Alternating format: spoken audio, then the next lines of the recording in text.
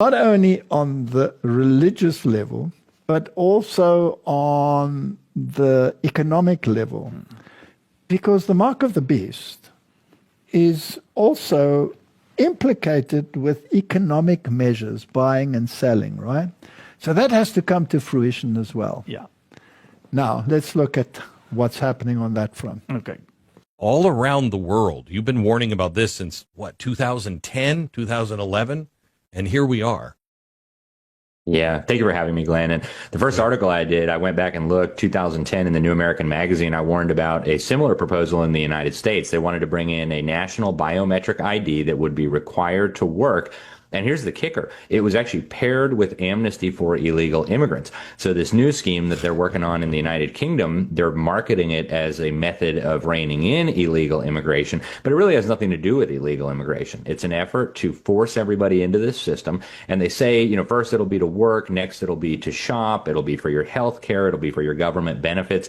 And it's coming at us like a freight train. A few years after they first proposed it in 2010, Obama started pushing an idea that we needed a digital ID to go on the internet so that we couldn't be anonymous anymore online. We need to be clear. This is a tool for totalitarianism. And then you listen to Klaus Schwab's recent comments on the Fourth Industrial Revolution just a few years ago, where he said, ultimately, we want a fusion of our biological and our digital identities. This stuff is crazy. And if Americans and if people around the world don't stand up, we're going to lose our freedom, Glenn. The digital ID now is being pushed in England, and it does encompass everything. Switzerland has just done it. I believe Australia has done it.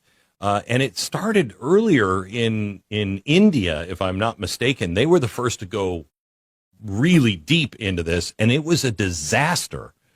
Can you tell me what happened when they launched that? Yeah, that was fascinating. I was covering that as well, Glenn. And they insisted that every last person in India have one of these things. It had all their biometric data, and they basically made it impossible to live without it. I was just in India a few months ago on a mission trip, and I was told that every single person in the entire country must have a smartphone to be able to interact with society. They used it for vaccine passports. Now they use it for banking. They use it to get any kind of relationship with government or even companies. I went into a store and tried to buy a dress for my wife. I couldn't even buy that without a digital app, something on a smartphone, which of course I didn't have because I don't have a smartphone. So this became ubiquitous. And what happened in India, the total incompetence rolling it out, they had people who were not able to access food and other essentials of life. It ended up becoming a giant dumpster fire. Of course, Bill Gates was haunting this in the shadows. Mm-hmm. And I talked about this on your show last year, Glenn. The digital ID is one component of the digital public infrastructure that Bill Gates and the United Nations have already publicly announced they're working on. It will be melded with the central bank digital currency and all of the other digital architecture they're building to create essentially a digital gulag for humanity. Now, Martin, I listened to the speech of the UK Prime Minister, Starmer, and he straight out said, you either have it or you will never work. Yeah. You will never be able to take part in society. And it's a done deal. It's going to happen. Take it or leave it. Now, it's fascinating. Whether it would be a lefty or a righty that brings it in, it doesn't matter. Yeah. It's there to stay, right? Now, I want you to please, let's just make for viewers or listeners that has not heard this before. This is not the mark of the beast. Of course it's not the mark of the beast. It is the power that they will use to enforce the mark of the beast. And the mark of the beast can only be defined by the beast itself. And the beast is Roman Catholicism, because that is what the scriptures state. They give the parameters. We can look at it in a moment. And it is clearly identified as the papal system. And the papal system says that the mark of the ecclesiastical power is that they have shifted the solemnity of the Sabbath to the Sunday, because the mark of authority, the sign, the seal that the God is in control has been shifted to them, that they are in control. So it is a symbol of whose authority is binding. That's why they've got the keys. That's why they have the key. And whatever they loose and whatever they bind it's like the law of the Medes and the Persians. You cannot change it. Now, the power that God gave the church when Jesus gave the keys to the church, not to the papacy, gave it to the church on the recognition that he is the Son of God and no one else and no earthly prelate. That power, whoever wields that power, is the one that you have to watch out for if he misuses that power. That power was an ecclesiastical power to determine who is in right standing with the church or not. Had nothing to do with politics whatsoever. So, Martin, many years ago, I gave a series of lectures, and there was a whistleblower from the World Bank that came out, and her name was Karen Houdis. The poor lady has disappeared from the radar since then, but she was very adamant and had discovered some very interesting things. And perhaps we can just play that to show who's behind the financial system and therefore also behind the digital ID. Now, interesting. This digital ID, is it purely political, or are the oligarchs involved? Well, Isn't it the Bill Gateses and all the high-tech people like Elon Musk, etc., are involved in this? Yeah. No, the merchants are involved in it. The political sphere is involved in it.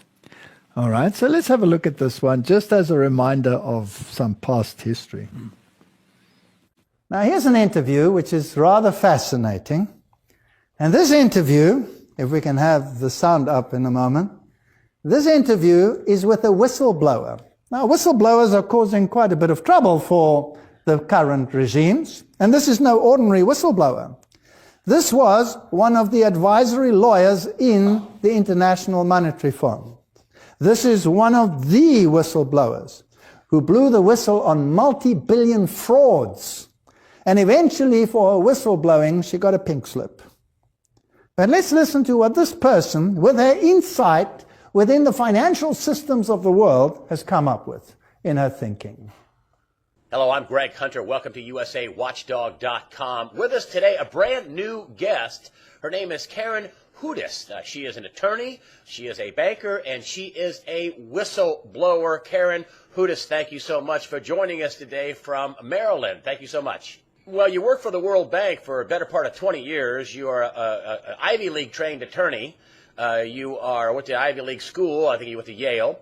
You work for the World Bank as a lawyer. You're a banker, and you were a whistleblower inside the World Bank, not just one time, but several times. It crescendoed with a big, almost $1 billion, whistleblowing fraud, malfeasance in the World Bank in Indonesia. And for that, you got a pink slip in 2009. Getting back to the Federal Reserve and the Bank for International Settlements, these groups are in cahoots with the biggest crooks of all, the Jesuits that bought up Bank of America, and they have little secret deals to try to apportion the riches of the world. And in the meantime, all of the countries of the world know that this thievery is going on. We are talking about the biggest thuggery of all, and that is the Jesuits in the Vatican. And let me tell you what I just found out.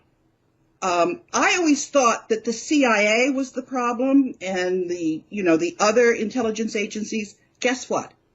There's a grand intelligence agency that the Vatican puts out, and all of those other crooks are operating under the Vatican intelligence agency.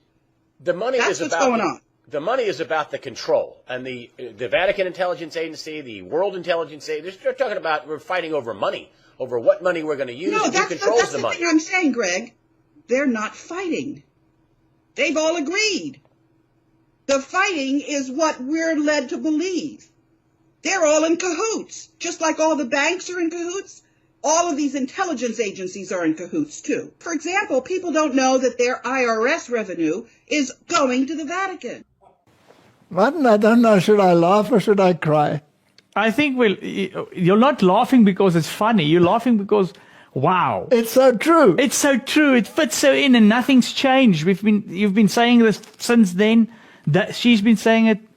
Nothing's changed, and now you can actually see this. All right, so who's behind it? The Jesuits. The Jesuits. Now, what are the Jesuits? Ah.